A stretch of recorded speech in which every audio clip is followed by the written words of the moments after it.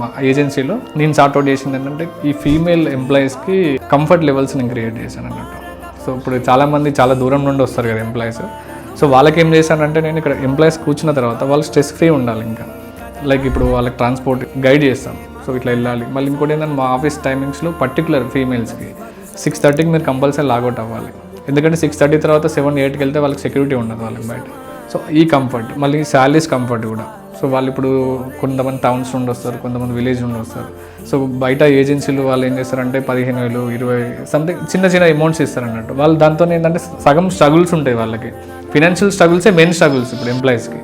So మనం అదేం చేస్తామంటే మా ఏజెన్సీలో 3 స్లాట్స్గా శాలరీ ఇంక్రీజ్ చేస్తాం అన్నట్టు, నాలెడ్జ్ బేస్ మీద. అంటే 0 to 3 months ఒకటి, 3 to 6 months ఒకటి, 6 to 12 months ఒకటి.